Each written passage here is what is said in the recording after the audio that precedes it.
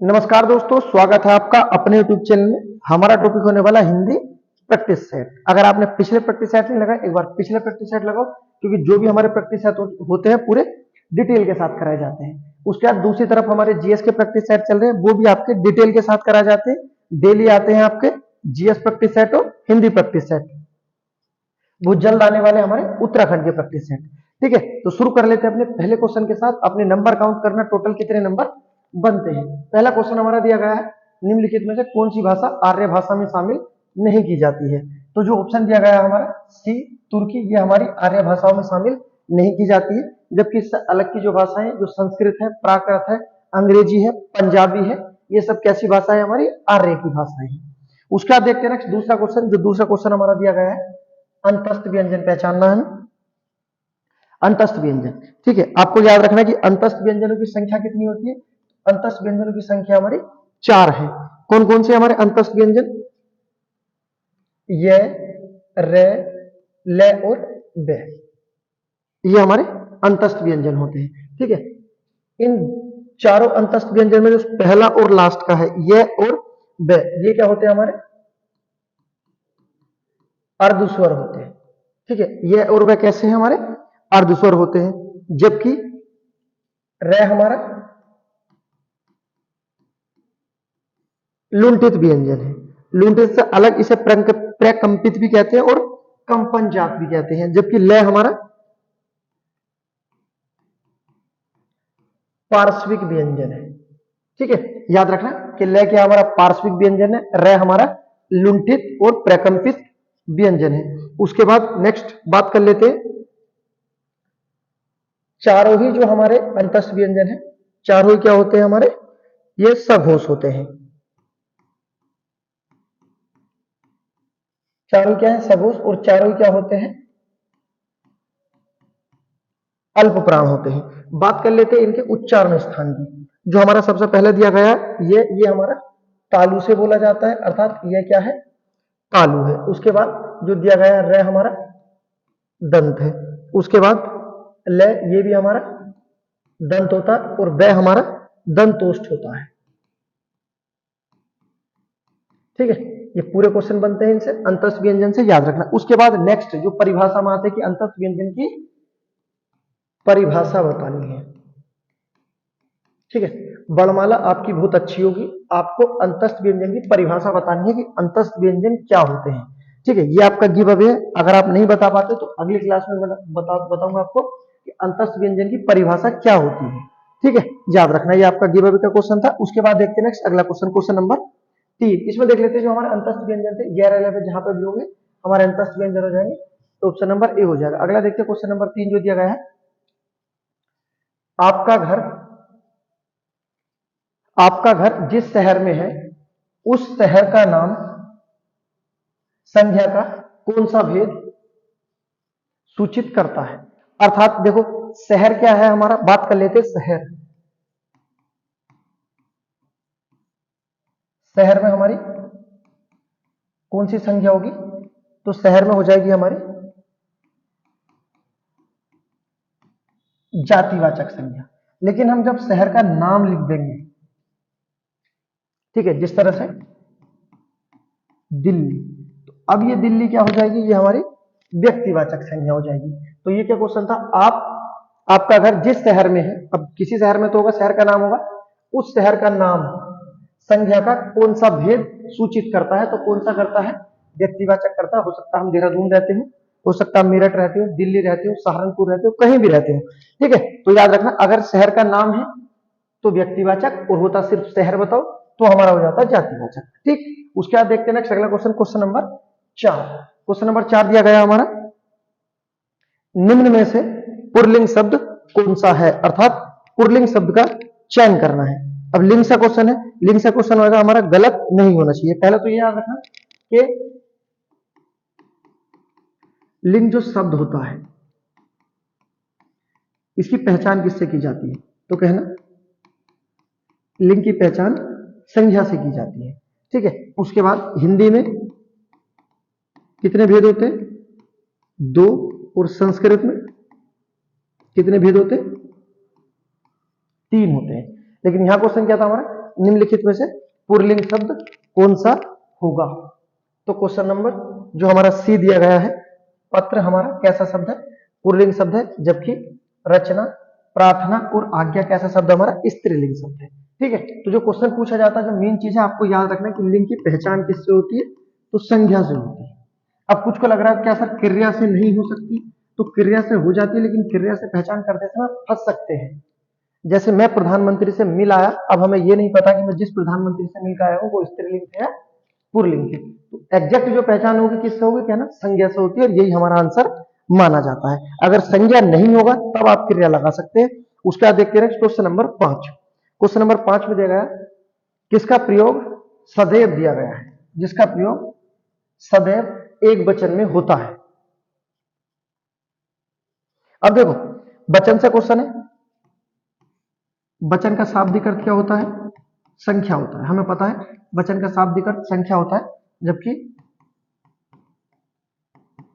हिंदी में वचन दो प्रकार के होते हैं,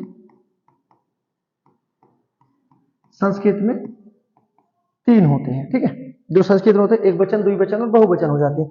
हिंदी में एक वचन और बहुवचन होते हैं, लेकिन इसमें जो दिया गया है किसका प्रयोग? सदैव। देखो ये जो लिखा है सदैव एक वचन में। ठीक है, तो सदैव एक वचन में किसका प्रयोग होता है? प्रत्येक। ठीक है, प्रत्येक। उसके बाद क्या होता? अगर होता हर एक। प्रत्येक, हर एक, ये कैसे शब्द है हमारे? सदैव कैसे होते हैं? एक वचन में होते हैं। ठीक है, याद रखना। उसके बाद अगर होता सदैव बहुवचन, तो देखो ये जो हमारा शब्द होता है, जैसे बोल देते आंसू, क्या है? सदैव बहुवचन है। उसके बाद हस्ताक्षर कैसा शब्द है? सदैव बहुवचन है। उसके बाद दर्शन, सदैव बहुवचन। समाचार कैसा शब्द है? सदैव बहुवचन। ठीक है, प्राण कैसा शब्द है? सदैव बहुवचन। तो ऐसे पूछे जाते हैं सदैव बहुवचन मतलब हमेशा बहुवचन, और सदैव एक वचन। तो प्रत्येक और हर एक कैसे शब्द है? सदैव एक वचन है, जबकि प्राण, आंसू, हस्ताक्षर, दर्शन, समाचार क्या है? सदैव, ये हमारे बहुवचन हो गए। अब इनसे अलग के हैं, जैसे नदी का एक वचन भी हो सकता है, बहुवचन भी हो सकता है। ठीक है, कुछ शब्द ऐसे होते हैं जो एक वचन में प्रयोग हो जाते हैं, बहुवचन में भी हो जाते हैं, तो याद रखना। उसके बाद देखते हैं नेक्स्ट अगला question, question number 6। Question number 6 देखते हैं। हमारा क्वेश्चन नंबर 6 दिया गया हमारा, वह स्वतः ही जान जाएगा में स्वतः, वह स्वतः ही जान जाएगा में स्वतः सर्वनाम बताना। स्वतः सर्वनाम बाद में बताना, पहले तो आपको ये याद रखना कि ये जो विसर्ग है हमारे किसकी आवाज देते हैं? तो याद रखना ये हमारे है की आवाज देते हैं, इसे हम स्वतः बोलेंगे। ठीक है, स्वतः, याद रखना। अब देखते हैं नेक्स्ट जो क्वेश्चन दिया गया है, देखो वह स्वतः ही जान जाएगा, ये कौन सा हो जाएगा? स्वतः का होता खुद, स्वयं, निज, अर्थात क्या हो जाएगा हमारा? निजवाचक सर्वनाम हो जाएगा, ऑप्शन नंबर बी हो जाएगा। ठीक है, उसके बाद नेक्स्ट सर्वनाम के बारे में आपको पता है, सर्वनाम के कितने भेद होते हैं? 6। सर्वनाम की संख्या कितनी होती है? 11। सर्वनाम में कारक कितने होते हैं? 7। ठीक है, उसके बाद कुछ सर्वनाम ऐसे होते हैं जो संयुक्त सर्वनाम के आधार पर प्रयोग किए जाते हैं, जैसे कुछ न कुछ, कुछ ना कुछ कैसा सर्वनाम है हमारा? तो कहना ये हमारा संयुक्त सर्वनाम हो जाएगा। ठीक है, कोई ना कोई, कुछ न कुछ, सब कुछ, ये संयुक्त सर्वनाम के रूप में भी प्रयोग किए जाते हैं, याद रखना। उसके बाद देखते हैं नेक्स्ट अगला क्वेश्चन, क्वेश्चन नंबर 7 जो हमारा दिया गया है। क्वेश्चन नंबर 7 दिया गया हमारा, एक वाक्य में हमारे विशेषण की अशुद्धि है, वो हमें पहचाननी है। सुंदरी लड़की, उसके बाद सुंदर लड़का, सुंदर लड़की, सुंदर लड़के, तो ये हमारा गलत हो जाएगा। जो हमारा विशेषण संबंधी अशुद्धि है क्या हो जाएगा? सुंदरी लड़की, ये हमारा गलत हो जाएगा। ठीक है, याद रखना। विशेषणों के बारे में कि विशेषणों के कितने भेद होते हैं? तो विशेषणों के हमारे 4 भेद होते हैं। विशेषण की अवस्थाएं कितनी होती है? 3 अवस्थाएं होती है। विशेषण के भेद जो हमारे होते हैं, गुणवाचक, परिमाणवाचक, संख्या और संकेतवाचक। जब तक संज्ञा, सर्वनाम, विशेषण आपकी जबान पर नहीं होंगे तब तक हिंदी हमारी इधर उधर डोलती रहेगी। तो जो भी हमारे प्रकार होते हैं, जहां भी, चाहे रचना के आधार पर हो, वाक्य भेद के आधार पर, कहीं भी क्वेश्चन हो, आपको क्वेश्चन कर लेने हैं। ठीक है, याद रखना। अब देखो एक वचन, इसमें क्या दिया था? एक वाक्य जो विशेषण की अशुद्धि के साथ है, तो ऑप्शन नंबर ए हो जाएगा, याद रखना। उसके बाद देखते हैं नेक्स्ट अगला क्वेश्चन, सीमांत पकोड़े खा रहा है। सीमांत पकोड़े खा रहा है, रेखांकित शब्द में क्रिया का भेद बताना है, अर्थात क्रिया का कौन सा भेद है। अकर्मक, सकर्मक, प्रेरणार्थक और द्विकर्मक। देखो द्विकर्मक तो होना नहीं क्योंकि दो कर्म नहीं किए गए हैं, प्रेरणार्थक भी नहीं हुआ क्योंकि प्रेरणार्थक क्रिया बहुत ही जब हम किसी दूसरे से करवाते हैं। तो सीमांत तो स्वयं पकोड़े खा रहा है, तो दो तो होना नहीं। अब देखो अकर्मक और सकर्मक फंस जाते हैं, तो क्या खा रहा है, तो क्या खा रहा है, हमें उत्तर मिला पकोड़े खा रहा है, अर्थात कौन सी क्रिया हो जाएगी हमारी, सकर्मक क्रिया हो जाएगी। ठीक है, उत्तर नहीं मिलता तो हमारा अकर्मक हो जाता। ये सबसे आसान तरीका होता अकर्मक सकर्मक पहचानने का। क्या से प्रश्न करो, उत्तर मिला तो सकर्मक, नहीं मिला तो अकर्मक। जैसे यही होता सीमांत सो रहा है। अब सो रहा है क्रिया से क्वेश्चन कर लो। ठीक है, सो रहा है, क्या कर रहा है, ठीक है, क्या सा प्रश्न कर रहा है, उत्तर मिला क्या, सोना, क्या सोना, कुछ उत्तर नहीं मिलेगा। ठीक है, लेकिन हाँ क्या था, खाना खा रहा है, क्या खा रहा है, पकोड़े खा रहा है, यहां उत्तर मिल जाएगा। ठीक है, जहां उत्तर मिल जाए वहां सकर्मक, जहां ना मिले वहां अकर्मक हो जाएगा। ठीक है, याद रखना क्रिया का मूल रूप क्या होता है, धातु होता है। उसके बाद देखते हैं क्वेश्चन नंबर 9 जो हमारा दिया गया है। उसने टेढ़ी चाल चली, वाक्य में कौन सा कारक है। उसने टेढ़ी चाल चली, वाक्य में कौन सा कारक है। कारक के भेद 8 होते हैं। उसके बाद किशोरीदास वाजपेयी के आधार पर कारक के 6 भेद माने गए हैं। कारक हमारे अभिकारी शब्द होते हैं और कारक को हम परसर्ग के नाम से भी जानते हैं। ठीक है, याद रखना। उसके बाद नेक्स्ट इसमें दिया गया है उसने टेढ़ी चाल चली, किसने चली, उसने, अर्थात क्या हो जाएगा हमारा, कर्ता कारक हो जाएगा। ऑप्शन नंबर डी हमारा आंसर हो जाएगा। ठीक है, कारक चिन्ह के आधार पर भी आप कार्य कर सकते हो। लिखा हुआ उसने, कर्ता ने, किसने टेढ़ी चाल चली, उसने चली। अब जो भी करता होगा उसी ने तो टेढ़ी चाल चली होगी, तो कौन सा कारक हो जाएगा हमारा, कर्ता कारक हो जाएगा। ठीक है, कारक के बारे में चीजें याद रखना है। उसके बाद देखते हैं नेक्स्ट अगला question, question number 10। Question number 10 आसान क्वेश्चन है। मां सोती है, वाक्य को भूतकाल में बदलिए। अब मां सोती है का क्या हो जाएगा, मां सोती थी। ऑप्शन नंबर बी हमारा आंसर हो जाएगा। उसके बाद देखते हैं नेक्स्ट क्वेश्चन नंबर 11। श्याम को पुस्तक पढ़नी है, ये किस वाच्य में है। वाच्य कितने भेद होते हैं, 3 भेद होते हैं। उसके बाद शाब्दिक अर्थ क्या है, वाच्य का शाब्दिक अर्थ होता है बोलना। ठीक है, बोलते समय किसकी प्रधानता है, कर्ता की है तो कर्तृवाच्य, कर्म की है तो कर्मवाच्य और भाव की है तो भाववाच्य। ठीक है, वाच्य के कितने भेद होते हैं, वाच्य के 3 भेद होते हैं। ठीक है, शाब्दिक अर्थ बोलने का विषय या बोलना। ठीक है, इसमें क्या दिया गया है, श्याम को पुस्तक पढ़नी है, किसे पढ़नी है, श्याम को पढ़नी है, अर्थात कर्ता क्या है हमारा, श्याम। कौन सा वाच्य हो जाएगा, कृतवाच्य हो जाएगा। ऑप्शन नंबर बी हमारा आंसर हो जाएगा। उसके बाद देखते हैं नेक्स्ट, अफसोस मैं नहीं जा सका, रेखांकित शब्द में अव्यय का प्रकार बताना है। अव्यय अर्थात अभिकारी शब्द। अव्यय क्या होते हैं हमारे, अभिकारी शब्द होते हैं। ठीक है, जो लिंग वचन कारक के आधार पर नहीं बदले जा सकते। ठीक, इसमें अगर अफसोस मैं नहीं जा सकता, कौन सा है, देखो पहले दिया गया है संबोधन सूचक अव्यय, उसका आश्चर्य सूचक, उसका शोक सूचक या हर्ष सूचक।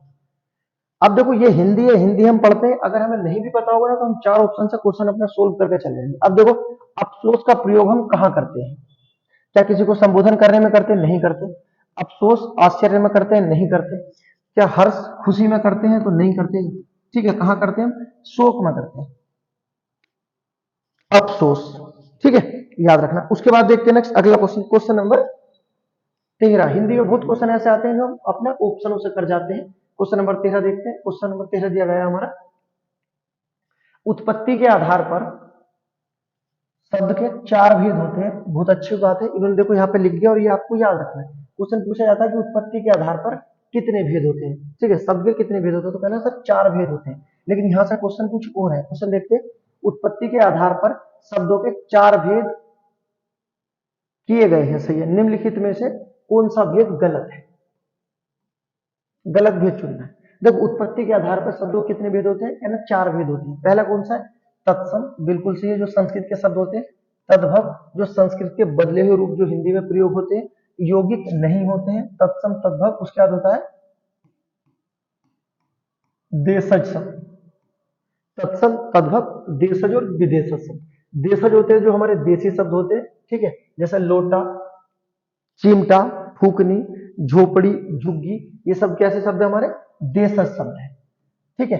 देशज शब्द ऐसे शब्द होते हैं जिनकी उत्पत्ति का पता नहीं होता, ठीक है। परिभाषा याद रखना, ऐसे शब्द जिनकी उत्पत्ति का पता ना हो उनके क्या कहते हैं? उसे देशज शब्द कहते हैं, ठीक है। परिभाषा कई बार पूछी गई है, याद रखना। विदेशज शब्द जो हमने विदेशी भाषाओं से लिए, जैसे अरबी से लिए हैं, फारसी भाषा से लिए, तुर्की से लिए, पुर्तगाली, अंग्रेजी, रूसी, सब भाषाओं से लिए विदेशी शब्द हो गए। तो क्वेश्चन आपको जो याद रखना, उत्पत्ति के आधार पर शब्दों के कितने भेद होते हैं? कहना 4। कौन कौन से? तो कहना तत्सम, तद्भव, देशज और विदेशज, ठीक है। उसके बाद देखो ये उत्पत्ति के आधार पर शब्द है। एक और आता है कि अर्थ के आधार पर शब्द बताओ। अगर यही से क्वेश्चन होता ना तो कोई परेशानी वाली बात नहीं, ये क्वेश्चन ऐसे भी हो सकता, उत्पत्ति के आधार के अर्थ हो जाता। अर्थ के आधार पर शब्दों के कितने भेद होते? तो कहना 4 भेद होते हैं। कौन कौन से? एकार्थी, अनेकार्थी, समानार्थी और विपरीतार्थी, ठीक है। तो इस तरह से क्वेश्चन बनते हैं, ये हिंदी है, आपको याद रखना है, ठीक है। अगर अर्थ के आधार पर तो भी 4, उत्पत्ति के आधार पर तो भी 4। उत्पत्ति के आधार पर कौन कौन से? तत्सम, तद्भव, देशज, विदेशज। अर्थ के आधार पर एकार्थी जिसका एक अर्थ हो, अनेकार्थी जिसके अनेक अर्थ हो, एकार्थी, अनेकार्थी उसका विपरीतार्थी जो विपरीत अर्थ रखते हो, एकार्थी, अनेकार्थी, विपरीतार्थी और समानार्थी जिसे बोलते हैं पर्यायवाची, ठीक है। तो जो हमारे विलोम शब्द पर्यायवाची आते हैं किसके आधार पर आते हैं? ना सर अर्थ के आधार पर आते हैं। क्वेश्चन है, आप समझना, क्योंकि इससे आगे चलकर आपको क्वेश्चन मिलेगा अर्थ के आधार पर किसे शामिल नहीं किया जा सकता। जैसे यहीं पर दिया गया उत्पत्ति के आधार पर कौन सा भेद गलत है, ऐसे ही आपको मिलेगा अर्थ के आधार पर कौन सा गलत होगा। आसान है, कोई इतनी टफ नहीं है, बस परिभाषाओं से क्वेश्चन आते हैं तो हम मिल जाते हैं। अगला क्वेश्चन देखते हैं, नेक्स्ट दिया गया है, असक्त का पर्यायवाची शब्द चुनना है। असक्त का कौन सा पर्यायवाची शब्द दिया गया है? असक्त होता है लीन, जो किसी चीज में लीन हो जाए, ठीक है, जो किसी चीज में लिप्त होता है, ये हमारे असक्त का पर्यायवाची। अन्य पर्यायवाची में जो दिया गया है मंद, जो बंधा हुआ होता है, ठीक है। तो हमारा जो आंसर हो जाएगा ऑप्शन नंबर ए हो जाएगा। असक्त का पर्यायवाची शब्द कौन सा है? तो कहना मंद है। उसका देखते हैं नेक्स्ट क्वेश्चन नंबर, हाँ आसक्त है। देखो आसक्त का तो हम ज्यादा विलोम शब्द देखते हैं। आसक्त का विलोम शब्द क्या होता है? तो हम बताते हैं अनासक्त होता है। आसक्त का विलोम शब्द अनासक्त लिखते हैं हम, लेकिन यहाँ क्या पूछ लिया? देखो पर्यायवाची पूछा, तो याद रखना क्या हो जाएगा? मंद हो जाएगा। उसके बाद देखते हैं next question number 15। Question number 15 दिया गया है, निम्नलिखित में से अमृत का विलोम शब्द विष हो जाएगा। अगले पा जाओ, क्वेश्चन नंबर 16। निम्न अनेकार्थी शब्द का दूसरा अर्थ बताइए, अर्थात अजन्य का अनेकार्थी शब्द बताना है। पढ़ रहे थे अभी अर्थ के आधार पर एकार्थी, एक अर्थ वाला, यहाँ पे देखो अनेकार्थी। अनेकार्थी किसके उसमें शामिल किया जाता है? तो कहना अर्थ के आधार पर शामिल किया जाता है, ठीक है। अब देखो निम्नलिखित अनेकार्थी शब्द का दूसरा अर्थ बताना है, तो इसमें जो दिया गया है अजन्मा। अजन्मा क्या होते हैं भैया? ईश्वर होते हैं, अर्थात कौन सा ऑप्शन हो जाएगा हमारा? ऑप्शन नंबर बी हो जाएगा। देखो आप ईश्वर को परमात्मा बोलते हैं, सभी को पता, परमेश्वर बोलते हैं। ईश्वर का स्वामी भी पर्यायवाची होता है, ईश्वर का ईश भी होता है, ये शब्द हमारे ईश्वर के पर्यायवाची है। व्यापक भी होता है, ठीक है, जो सब तरफ को व्यापक हो उसे क्या कहते हैं? ईश्वर कहते हैं। विधाता, विधि का विधाता बोलते हैं, ठीक है। उसके बाद ईश्वर का पर्यायवाची साई आता है। साई किसका पर्यायवाची है? ना ईश्वर का, ठीक है। तो ये सब किसके पर्यायवाची थे? ईश्वर के पर्यायवाची है। और यहाँ क्या था हमारा? अजन्मा का जो हमारा अनेकार्थी शब्द है क्या हो जाएगा? ईश्वर हो जाएगा। उसके बाद क्वेश्चन देखते हैं next, question number 17। Question number 17 दिया गया है, किसी और स्थान पर, किसी और स्थान पर वाक्यांश के लिए एक शब्द बताना है, अर्थात किसी और स्थान पर क्या बोलते हैं? तो किसी और स्थान पर बोलते हैं अन्यत्र, अर्थात ऑप्शन नंबर डी हो जाता। अगर होता चारों ओर तो होता सर्वाहत्र, चारों ओर सर्वाहत्र, ठीक है। और इसमें किसी और स्थान पर तो क्या ना अन्यत्र मतलब अन्य स्थान पर। दोनों याद रखना, चारों ओर होता तो सर्वात हो जाता, हमारा आंसर क्या है, डी हो जाएगा। अगला देखते हैं नेक्स्ट क्वेश्चन। इसमें देखा अंडे सेना मुहावरे का अर्थ है। मुहावरे का क्वेश्चन है, अरबी भाषा का शब्द है मुहावरा। कौन सी भाषा का शब्द है, अरबी भाषा का है। और मुहावरे क्या होते हैं हमारे, तो कहना सर ये वाक्य के एक अंश होते हैं, वाक्य का एक हिस्सा होते हैं। जबकि लोकोक्ति क्या होती है सर, लोकोक्ति पूरा वाक्य होती है और मुहावरा वाक्य का अंश होता है। ये दोनों में अंतर है। मुहावरा हमारा अरबी भाषा का शब्द है। कौन सी भाषा का, अरबी भाषा का। क्वेश्चन क्या है हमारा, अंडे सेना, ठीक है, घर में बेकार बैठना, बेकार जो अपना टाइम खराब करते हैं, न पढ़ पाते न कुछ कर पाते, अर्थात अंडे सेना, घर में बेकार बैठना। अगला क्वेश्चन दिया गया है, अज्ञा का अर्थ बताना है।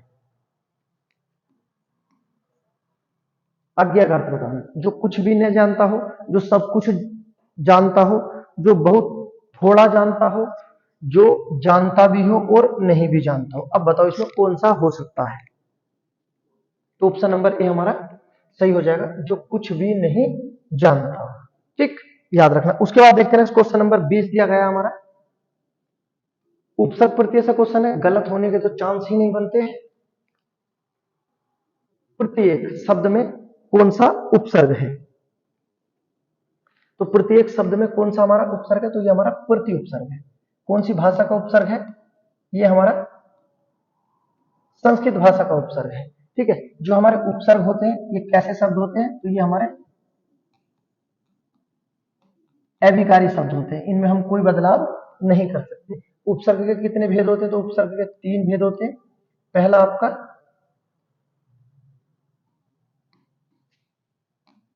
संस्कृत के आधार पर, दूसरा हिंदी के आधार पर और तीसरा आपका उर्दू के आधार पर। अगर पूछे हिंदी के आधार पर, हिंदी के आधार पर कितने भेद होते हैं हमारे, जो हिंदी के आधार पर भेद नहीं, हिंदी में कितने उपसर्ग होते हैं, तो हिंदी में हमारे 13 उपसर्ग होते हैं। संस्कृत में कितने होते हैं, 22 उपसर्ग होते हैं। उर्दू में कितने उपसर्ग होते हैं हमारे, 19 उपसर्ग होते हैं। अब देखो महत्वपूर्ण उपसर्ग जैसा हमारा प्रति उपसर्ग है, कौन सी भाषा का है, संस्कृत भाषा का है। अब देखो जब कभी भी इस तरह से बन जाए आपका, जैसे प्रति या होता प्र, ठीक है, या एक शब्द होता दूर, पूरा एक साथ। अब मेरा बताने का तात्पर्य है कि जो आधे वाले शब्द हैं, जैसे इसमें रह लगा हुआ, इसमें और यहाँ पर भी रहे, ये सारे शब्द हमारे संस्कृत के उपसर्ग होते हैं। आप आंख बंद करके लगा देना, कोई क्वेश्चन गलत नहीं होगा। जैसे मैं लिख देता यहाँ पे निस, तो निस कौन सी भाषा का हो जाएगा, कहना संस्कृत भाषा का है।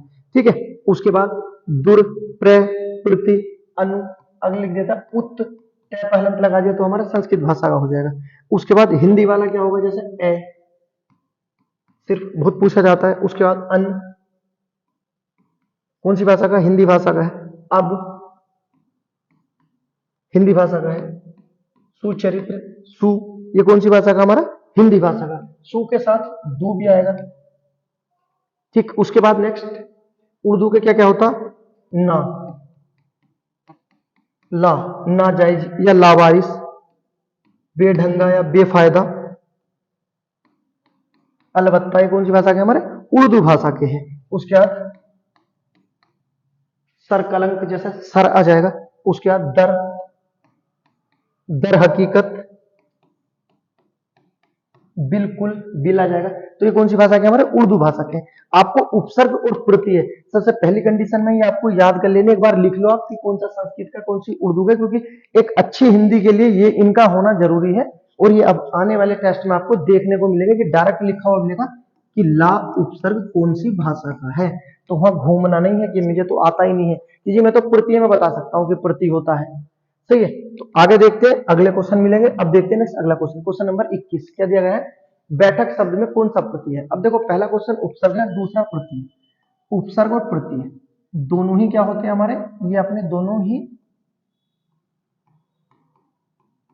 अभिकारी होते हैं। दोनों ही क्या होते हैं, दोनों ही अभिकारी हैं। उपसर्ग के कितने भेद थे, 3। प्रत्यय के कितने होते हैं, तो कहना 2। पहला कौन सा होता है, कृत्य प्रत्यय, दूसरा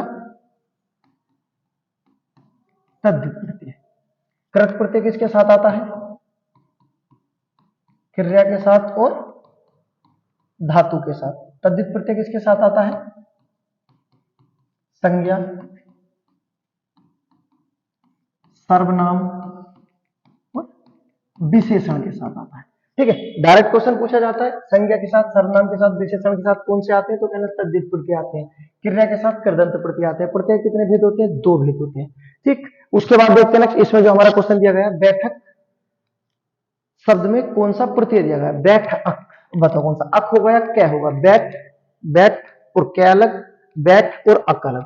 अब बताओ इसको कौन सा हो सकता है, जो हमारा आंसर माना जाता है, जो हमारे रिपीट है ये क्वेश्चन, हमारे एग्जामों में भी आया हुआ है और इसका आंसर भी बताना है आपको। ठीक है, तो हमारा इसमें हो जाएगा ऑप्शन नंबर डी, बैठ इसमें मूल शब्द हो जाएगा, क्या इसमें अलग हो जाएगा, प्रत्यय बन जाएगा। ठीक है, याद रखना। अगला क्वेश्चन देखते हैं, क्वेश्चन नंबर 22। क्वेश्चन आप चेक कर सकते हो, अगर आपको लगता है बैठक में कौन सा, गूगल करो, गलत हो तो आप कमेंट में बताओ कि सर आपने जो बैठक बताया वो गलत बताया है, और सही बताया तो भी बताना कि सर आपने सही बताया है, क्योंकि हो सकता है कुछ को अक लग रहा हो। उसका देखते हैं क्वेश्चन नंबर 22, जो हमारा 22 दिया गया है, गायक का संधि विच्छेद क्या होगा, तो गायक का जो संधि विच्छेद होगा गोधन अक हो जाएगा, अर्थात ऑप्शन नंबर सी हो जाएगा। और संधि कौन सी हो जाएगी हमारी, अयादि संधि हो जाएगी। ठीक है, संधि से क्वेश्चन आते हैं हर प्रैक्टिस सेट में, हर सब्जेक्ट से क्वेश्चन होता है, ऐसा कुछ नहीं है जो नहीं होता। अगला क्वेश्चन देखते हैं, क्वेश्चन नंबर 23। अच्छा क्वेश्चन है, क्वेश्चन नंबर 23, निम्नलिखित में से कौन सा अव्ययभाव समास नहीं है, निम्नलिखित में कौन सा अव्ययभाव समास नहीं है। ठीक है, अव्ययभाव समास में पूर्व पद प्रधान होता है, और ये एकमात्र ऐसा समास है जिसका पूर्व पद प्रधान होता है। ठीक है, इसमें हमारे उपसर्ग का प्रयोग किया जाता है, जो आते हैं आ अनु यथावत, देखो इसमें देखिए यथा पूर्ति, पूर्ति आ गया, आ अनु यथावत, हर बार नी डर बर भी सब आते।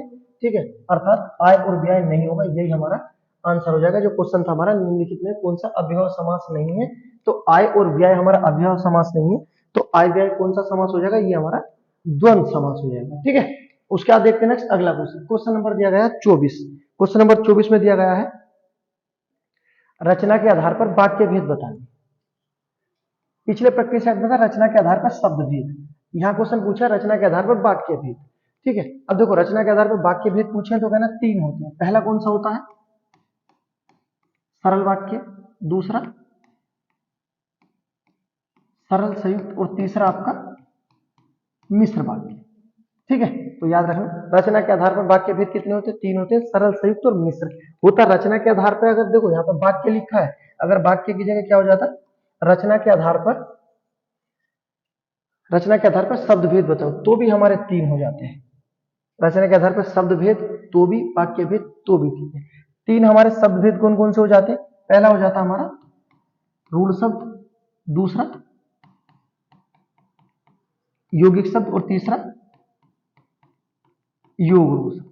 तो यौगिक योग रूढ़ शब्द होते हैं हमारे रचना के आधार पर शब्द भेद। ठीक है, सरल संयुक्त और मिश्र क्या होते हैं, रचना के आधार पर वाक्य भेद। ठीक है, याद रखना इस तरह से क्वेश्चन पूछे जाते हैं। ज्यादा कोई इतना बड़ा हिंदी का सिलेबस नहीं है, आप करोगे सब कंप्लीट हो जाएगा। क्वेश्चन नंबर देखो 25, बिना देखो जल्दी, बिना देखो तो खैर होगा नहीं, जल्दी क्वेश्चन करना है। शुद्ध वाक्य का चयन करें, उसका शिमला जाना, गलत, उसने शिमला जाना, उससे शिमला जाना, अगला अपने आप सही हो जाएगा। क्या लिखा है, उसे शिमला जाना है। इतना टाइम नहीं लगाते, क्वेश्चन काटते हुए चलते हैं। उसका देखते हैं क्वेश्चन नंबर 26, फटाफट कर रहे हैं। क्वेश्चन नंबर 26, क्वेश्चन नंबर 26 का आंसर बताना है जो दिया गया है, आधिकारिक आधिकारिक आधिकारिक आधिकारिक। क्वेश्चन नंबर बी हमारा सही हो जाएगा। ठीक है, जब कभी इक प्रत्यय आता है, लास्ट में क्या है, इक प्रत्यय आता है, तो उससे बनने वाला पहला शब्द बड़ा बन जाता है, आधिकारिक, आ हो जाएगा वो। ठीक है, याद रखना ऑप्शन नंबर बी हमारा आंसर हो जाएगा। उसके बाद देखते हैं नेक्स्ट, जो भाव मन में स्थायी रूप से स्थित रहता है उसे क्या कहते हैं। अब देखो कोई भाव है हमारे मन में स्थायी रूप से है, तो उसे क्या बोलेंगे हम, उसे बोलेंगे स्थायी भाव। जो मन में स्थायी रूप से रहते हैं उसे क्या बोलते हैं, स्थायी भाव। अगर पूछा स्थायी भाव की संख्या कितनी है, तो कहना स्थायी भाव की संख्या 9 होती है। अगला देखते हैं नेक्स्ट, क्वेश्चन नंबर 28 दिया गया है, दोहा छंद में यति, यति का अर्थ होता है ठहरना, दोहा छंद में यति कहां होती है, तो दोहा छंद में यति होता है ठहरना, ठहरना कहां होता है, चरण के अंत में होता है। ऑप्शन नंबर बी हो जाएगा, याद रखना। उसके बाद देखते हैं next question number 29, question number 29 दिया गया है, कूलन में, केली में, कछारन में, कुंजन में क्यारिन में कलित कलिन कलिकंत है। इस काव्य पंक्ति में कौन सा अलंकार है? अलंकार होगा, उम्मीद करता हूं आपका गलत नहीं होगा। ठीक है, अलंकार से क्वेश्चन पूछा है, इसमें जो दिए गए हैं कौन सा अलंकार हमारा हो जाएगा? पहला दिया गया अनुप्रास, रूपक, यमक और श्लेष अलंकार। अब दिया गया अलंकार। अलंकार का शाब्दिक अर्थ क्या होता है? सजावट करना। क्या करना? सजावट करना। उसके बाद नेक्स्ट देखो, कौन से अलंकार में हमारे व्यंजनों की आवृत्ति होती है? अब आप बिल्कुल आसानी से लगा सकते हो क्या क्या की आवृत्ति है, अर्थात कौन सा अलंकार हो जाएगा हमारा? अनुप्रास अलंकार। कौन सा अलंकार है? अनुप्रास अलंकार है। अनुप्रास अलंकार के कितने भेद होते हैं ये आपको याद रखना। तो अनुप्रास अलंकार के हमारे 5 भेद होते हैं। 6 का, छो का नहीं होता, 6 का अनुप्रास होता है। 6 का अनुप्रास अलंकार, लाटा अनुप्रास अलंकार प्रसिद्ध अलंकार है। उसके बाद वृत्ति अनुप्रास अलंकार, श्रुति अनुप्रास अलंकार, उसके बाद अंत्य अनुप्रास अलंकार। ये किसके भेद है हमारे? कहना अनुप्रास अलंकार के। जबकि अनुप्रास अलंकार स्वयं खुद क्या है? तो ये हमारा खुद एक शब्द अलंकार है। ठीक है, याद रखना। उसके बाद देखते हैं नेक्स्ट अगला क्वेश्चन, जो हमारा नेक्स्ट क्वेश्चन दिया गया है, क्वेश्चन नंबर 30। क्वेश्चन नंबर 30 दिया गया हमारा, हिंदी साहित्य का आधुनिक काल सामान्यता कब से माना जाता है? अच्छा क्वेश्चन है ये। इस तरह से आया, इस तरह से भी आ सकता है कि हिंदी साहित्य का जो आधुनिक काल है किसके जन्म से शुरू माना जाता है। ठीक है, अगर पूछा जाए हिंदी साहित्य का आधुनिक काल कब से शुरू हुआ तो कहना 1850 से। अगर पूछा जाए किसके जन्म से शुरू हुआ था तो बहुत प्रसिद्ध व्यक्ति है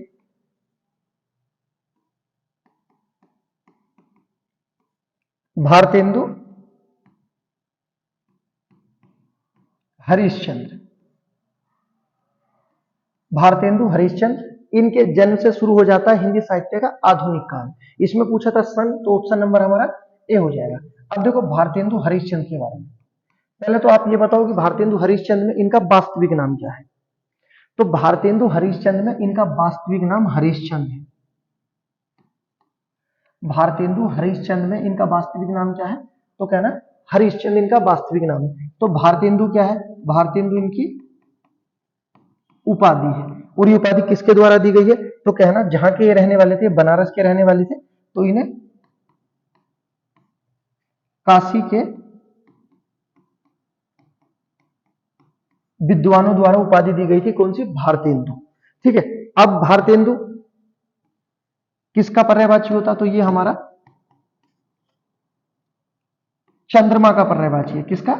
चंद्रमा का पर्यायवाची है। उसके बाद नेक्स्ट अगला क्वेश्चन जो आपको याद रखना भारतेंदु हरिश्चंद्र के बारे में, ये पूछा जाता है भारत का चांद किस व्यक्ति को बोला जाता है? तो कहना भारत का चांद भारतेंदु हरिश्चंद्र को बोला जाता है। अन्य नाम भारतेंदु हरिश्चंद्र के की आधुनिक हिंदी का जनक। आधुनिक हिंदी का जनक किसे बोला जाता है? भारतेंदु हरिश्चंद्र को बोला जाता है। कब से माना जाता है आधुनिक हिंदी का कार्यकाल? तो कहना 1850 से शुरू होता है। ठीक, उसका किसके जन्म से? भारतेंदु हरिश्चंद्र। कहां के रहने वाले थे? बनारस। इन्हें क्या बोला जाता है? भारत का चांद बोला जाता है। इनका वास्तविक नाम क्या है? तो कहना हरिश्चंद्र इनका वास्तविक नाम है। उसके बाद नेक्स्ट भारतेंदु हरिश्चंद्र के बारे में जो अन्य शब्द, हमारा अन्य क्वेश्चन बनता है कि इन्होंने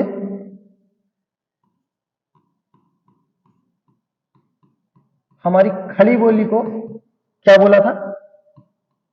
परदेसी बोला था।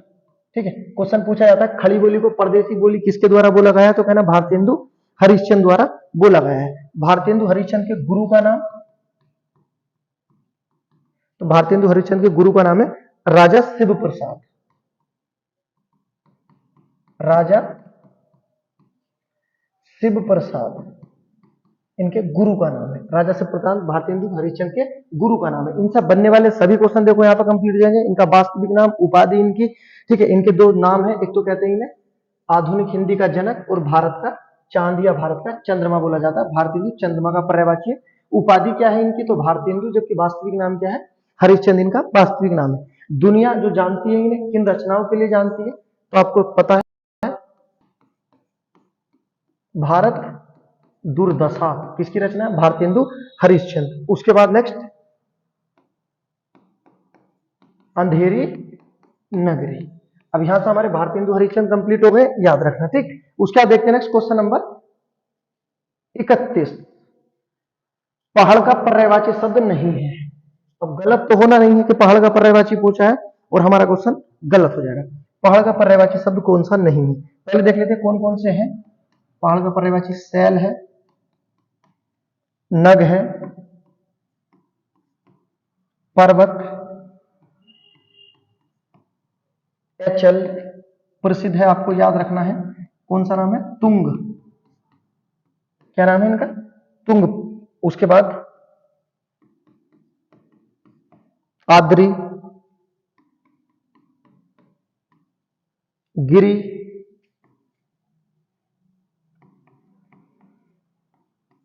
भूमिधर, भूधर, महीधर। धर के नाम से सब इन्हीं के पर्यायवाची आते हैं। उसके बाद मेरु सुमेरु जो पर्वत है, नगपति किसके पर्यायवाची है, सब पहाड़ के पर्यायवाची है, ठीक है, याद रखना। शिखर भी इसी का पर्यायवाची होता है, शिखर सब किसके पर्यायवाची है, हमारे पहाड़ के पर्यायवाची है। लेकिन क्वेश्चन क्या था हमारा, कौन सा पर्यायवाची नहीं दिया गया है, ठीक है। तो जो पर्यायवाची नहीं है, शैवाल नहीं है, जबकि पर्वत, भूधर, धराधर, नग सब किसके पर्यायवाची, पहाड़ के पर्यायवाची। उसका देखते हैं क्वेश्चन नंबर 32।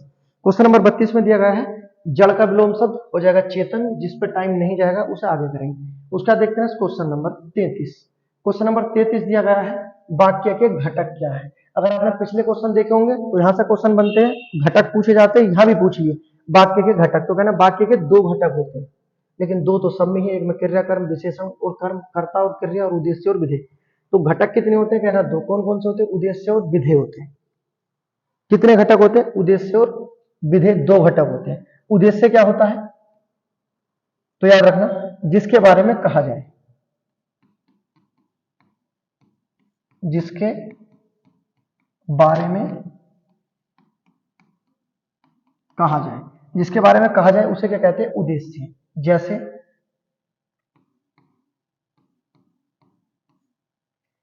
रोहन खेल रहा है, तो किसके बारे में कहा जा रहा है, किसके बारे में कहा जा रहा है, रोहन के। तो रोहन क्या है, हमारा उद्देश्य। उसके बाद विधेय क्या होता है, विधेय याद रखना जो कहा जाए। अब देखो रोहन के बारे में क्या कहा जा रहा है कि रोहन खेल रहा है। अब खेल रहा है क्या हो जाएगा, ये हमारा विधेय हो जाएगा, ठीक है। तो ये होते हैं उद्देश्य और विधेय। उद्देश्य की परिभाषा क्या होती है, याद रखना जिसके बारे में कहा जाए, और जो कहा जाए वो विधेय होता है। ये इनकी परिभाषा है। क्वेश्चन कैसा बनते हैं, वाक्य के कितने घटक होते हैं, कहना वाक्य के दो घटक होते हैं। कौन कौन से, उद्देश्य और विधेय। क्वेश्चन गलत नहीं होने चाहिए, पूरे कंप्लीट करो, हिंदी खत्म। उसके बाद देखते हैं नेक्स्ट क्वेश्चन नंबर दिया गया हमारा 34। बहुत अच्छा क्वेश्चन है। इनमें से कौन सा ब्राह्म चिन्ह ऐसा है जो हिंदी में अंग्रेजी भाषा से नहीं लिया गया है, ठीक है। अब एक चीज तो है कि हमारे जो ब्राह्म चिन्ह कौन सी भाषा से लिए गए हैं, तो ये हमारे अंग्रेजी भाषा से लिए गए हैं, सही है बिल्कुल। ब्राह्म चिन्हों को हमने कहां से लिया, अंग्रेजी भाषा से। लेकिन कौन सा ऐसा ब्राह्म चिन्ह है जो अंग्रेजी भाषा से नहीं लिया गया है, तो याद रखना जो हमारा पूर्ण विराम होता है ये हमारा अंग्रेजी भाषा से नहीं लिया गया है। जबकि अन्य जो हमारे विराम चिन्ह दिए गए हैं ये किस भाषा से लिए गए हैं, ये हमारे सब अंग्रेजी भाषा से लिए गए हैं। उसके बाद बात कर लेते हैं विराम चिन्हों के बारे में कि विराम चिन्हों की कुल संख्या कितनी होती है। तो विराम चिन्हों की कुल संख्या है 20। कितनी है, 20। कहां से लिए गए हैं, तो अभी दे रखा था अंग्रेजी भाषा से। कौन सा नहीं लिया है हमने, तो कहना पूर्ण विराम नहीं लिया है। जबकि ऑप्शन नंबर ए में जो दिया गया ये हमारा कौन सा विराम चिन्ह होता है, अल्प विराम। उसके बाद दूसरा हमारा जो होता है आपका अर्ध विराम, और ये हमारा आसान है, इसे तो आप कोई भी बता सकता है, प्रश्न सूचक होता है, इसे प्रश्न पूछने का कार्य किया जाता है, याद रखना, ठीक है। ऐसा विराम चिन्ह जो हमारा शब्दों के स्थान पर आ जाए तो कहना अल्प विराम होता है। विराम चिन्हों की संख्या कितनी होती है, 20 होती है। सांस लेने के लिए रुकना या ठहर जाना क्या कहलाता है, हमारा विराम चिन्ह ही कहलाता है, ठीक। किसके आधार पर ग्राम चिन्हों की संख्या 20 है? तो व्यक्ति का नाम याद रखना, कामताजी प्रसाद द्वारा ग्राम चिन्हों की संख्या 20 मानी गई है। उसके बाद देखते हैं नेक्स्ट अगला क्वेश्चन जो हमारा दिया गया है, क्वेश्चन नंबर 35। क्वेश्चन नंबर 35 दिया गया है, ये भी हमारा अलंकार से है। द्रग, ऊर्जत, टूटत, कुटुम, जुरत, चतुर, चित, प्रीति। आगे लिखा प्रति गठित दुर्जन हिये दई नहीं यह रीति। इसमें कौन सा अलंकार है? अब अलंकार है क्वेश्चन, अर्थ अलंकार के कितने भेद होते हैं और शब्द अलंकार के कितने भेद होते हैं? ठीक है, तो देखो शब्द अलंकार के तो हमारे 7 भेद होते हैं, लेकिन अर्थ अलंकार के भेद होते हैं 200 से भी अधिक। अब 200 अलंकार तो याद नहीं हो सकते, तो इनमें कौन सा अलंकार हो जाएगा हमारा? संगति अलंकार हो जाएगा, जबकि संध्या, प्रतीप और उत्प्रेक्षा इनमें से कोई सा नहीं होगा। तो ऑप्शन नंबर ए हमारा आंसर हो जाएगा। ठीक है, याद रखना। उसके बाद देखते हैं क्वेश्चन नंबर 36। क्वेश्चन नंबर 36 दिया गया है, दिए गए वाक्य में प्रयुक्त अलंकार के भेद का चयन कीजिए। करते हैं, दिए गए विकल्पों में से करें। तू रूप है, किरण है, सौंदर्य है सुमन में। तू रूप है, किरण है, सौंदर्य है सुमन में। तू रूप है, किरण है, सौंदर्य है सुमन में। ठीक है, अर्थात एक ही बात को कई बार बोला गया है, एक ही बात का कई बार उल्लेख किया गया है। क्या कहा गया है? तू रूप है, तू किरण है, तू सौंदर्य है सुमन में। एक ही बात का कई बार उल्लेख किया गया है, अर्थात कौन सा अलंकार हो जाएगा हमारा? उल्लेख अलंकार हो जाएगा। ठीक है, अगर विशेष प्रकार की कल्पना करते तो विभावना अलंकार हो जाता, क्योंकि विभावना का शाब्दिक अर्थ होता कल्पना करना। ठीक है, रूपक में होता आरोप लगाना, उपमेय और उपमान में आरोप, तो रूपक अलंकार हो जाता। ठीक है, संख्या का प्रयोग होता तो यथा संख्या हो जाता। अगला देखते हैं क्वेश्चन नंबर 37। जो क्वेश्चन आएगा एकदम उस पर टाइम नहीं लिया जाएगा। इसमें दिया गया है क्वेश्चन नंबर 37, मुख का विलोम शब्द तो हो जाएगा गुण। मुख्य लिखा है, गुण हो जाएगा। अगला देखते हैं क्वेश्चन नंबर 38। क्वेश्चन नंबर 38 दिया गया है, खड़ी बोली में जो खड़ी शब्द है उसका सर्वप्रथम प्रयोग किसने किया था? बहुत अच्छा क्वेश्चन है, खड़ी बोली से क्वेश्चन पूछा गया है। ठीक है, बिल्कुल ऐसा लगता है कि आसान है, लेकिन अब बताओ आप खड़ी बोली में जो खड़ी शब्द है सर्वप्रथम इसका प्रयोग किसके द्वारा किया गया था? पहले तो याद रखना खड़ी बोली के बारे में। खड़ी बोली को अन्य किस नाम से बोलते हैं? तो याद रखना इसे बोलते हैं कोरबी भाषा, अन्य मानक भाषा। कोरबी भाषा और मानक भाषा किसके नाम है? तो कहना खड़ी बोली के नाम है। अब बात कर लेते हैं खड़ी बोली का प्रयोग सबसे पहले किसने किया था? व्यक्ति का नाम है धीरेन्द्र वर्मा, जो हमारे एग्जाम में इसका आंसर माना जाता है। खड़ी बोली का प्रयोग करने वाले खड़ी बोली शब्द का जनक कौन है? तो कहना धीरेन्द्र वर्मा, लेकिन हमें खड़ी बोली नहीं है, यहाँ खड़ी पूछा है बस। ठीक, उसके बाद नेक्स्ट अन्य में जो आपको याद रखना है कि चलो इसका आंसर बताओ, ऐसा तो फिर बढ़ता चला जाएगा। खड़ी बोली में जो खड़ी शब्द है उसका सर्वप्रथम प्रयोग किसके द्वारा किया गया है? तो याद रखना ये किया गया था सदल मिश्र द्वारा, अर्थात ऑप्शन नंबर हमारा ए हो जाएगा। खड़ी बोली क्या बोलते हैं? कोरबी मानक भाषा। इसका प्रयोग करने वाले आपके धीरेन्द्र शास्त्री हैं। उसके बाद नेक्स्ट खड़ी बोली के अभी पढ़ा था हमने पिछली जो क्वेश्चन थे उसमें कि परदेशी किसने बोला है? तो खड़ी बोली को परदेशी बोली भारतेंदु हरिश्चंद्र ने बोला है। ठीक, जबकि महत्वपूर्ण चीज आपको याद रखनी है कि खड़ी बोली का प्रथम महाकाव्य कौन सा है? तो खड़ी बोली का प्रथम जो महाकाव्य है ये हमारा प्रिय प्रवास है। खड़ी बोली का सबसे प्रथम महाकाव्य कौन सा? प्रिय प्रवास। किसका था ये? आपका अयोध्या सिंह उपाध्याय का है। ठीक है, खड़ी बोली का प्रथम महाकाव्य प्रिय प्रवास किसका है? अयोध्या सिंह उपाध्याय का है। उसके बाद देखते हैं नेक्स्ट क्वेश्चन नंबर 39। गलत लोहा कहानी के लेखक हैं।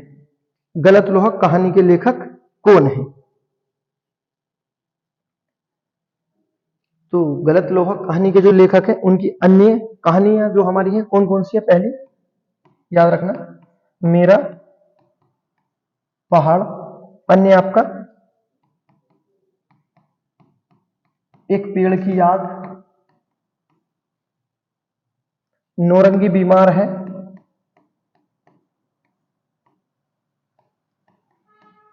नौरंगी बीमार है, अन्य डागरी वाला,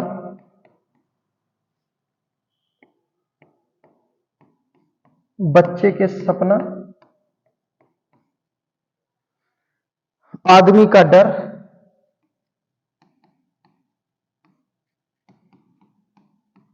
आदमी का डर। उसके बाद प्रसिद्ध रचना आती है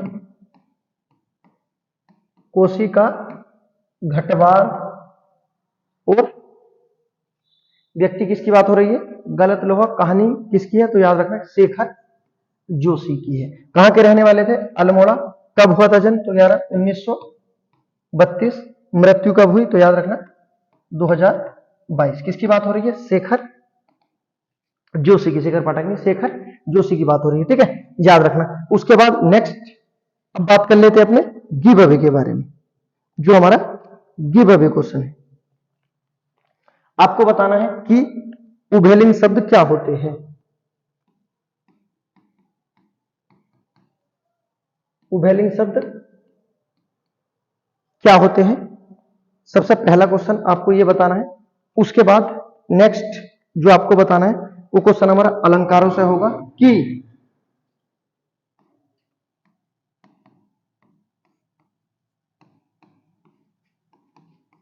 शब्द अलंकार के कितने भेद हैं। ठीक है, और कौन कौन से शब्द अलंकार के भेद होते हैं, यह आपका गिव अवे है। उसके बाद आपको बताना है रूपक अलंकार के भेद। तो अलंकार से क्वेश्चन है, आपको बताने हैं। उसके बाद मिलते हैं नेक्स्ट एक और वीडियो में पूरे जोश के साथ।